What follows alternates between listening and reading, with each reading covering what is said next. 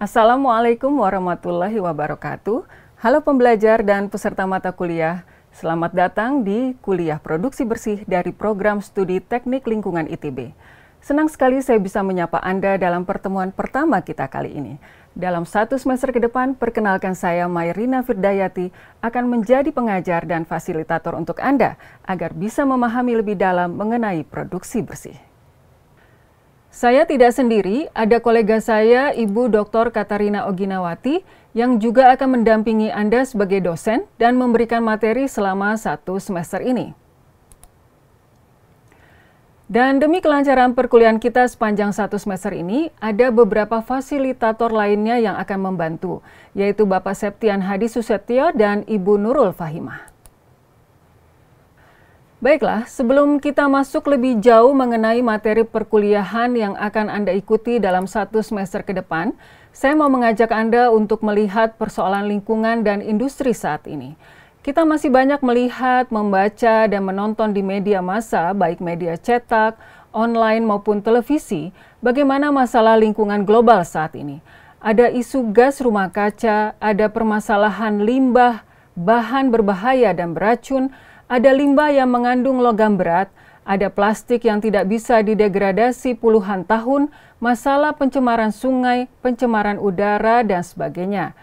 Nah, biasanya kalau sudah begini, di dalam pikiran kita penyebab masalah ini adalah kehadiran industri. Jadi selama ini ada dikotomi antara industri dan lingkungan. Kehadiran industri dianggap akan mencemari lingkungan, sementara dari pandangan industri, masalah lingkungan dan keharusan mengolah limbah hasil produksi di industri adalah beban dan kos yang mahal. Dikotomi ini membuat permasalahan di kedua belah pihak tidak mendapat titik temu, sehingga kondisi lingkungan semakin memburuk dan berujung pada kondisi kualitas manusia yang semakin turun.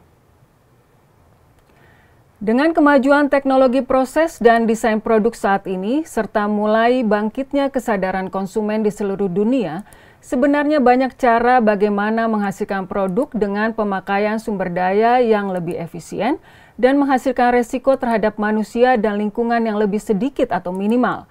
Salah satunya adalah dengan menerapkan produksi bersih. Konsep dan strategi produksi bersih inilah yang akan kami kenalkan dan bahas lebih lanjut selama kuliah satu semester ini.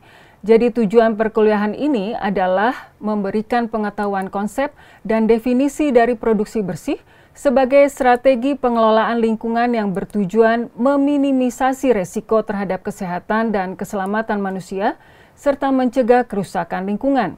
Selain itu juga memberikan pengetahuan tentang metodologi penilaian produksi bersih, serta analisis manfaat lingkungan dan ekonomi dari konsep produksi bersih.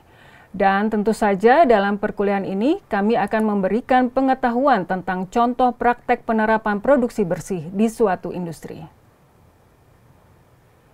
Menurut rencana, kuliah dilakukan selama total 16 minggu dengan 2 minggu ujian, yaitu UTS ujian tengah semester dan UAS ujian akhir semester, serta 14 minggu materi pendalaman kuliah.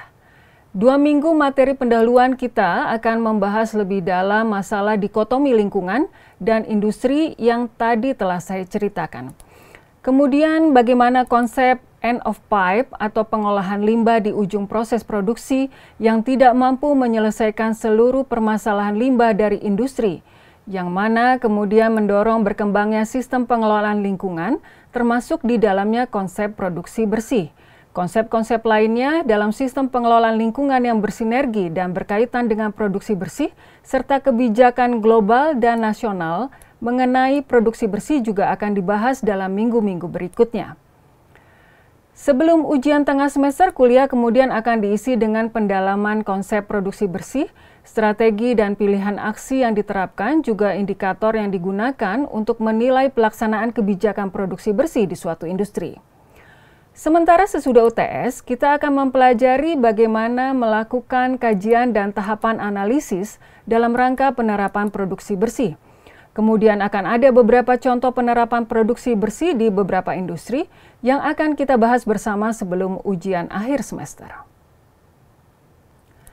Akan ada beberapa referensi yang kita gunakan dalam perkuliahan ini. 4 diantaranya dapat Anda lihat dalam slide ini, yaitu buku produksi bersih terbitan penerbit ITB dan buku-buku mengenai produksi bersih dari mancanegara seperti Cleaner Production Toward a Better Future, Clean Production, Environmental and Economic Perspectives, dan Cleaner Production Technologies and Tools for Resource Efficient Production.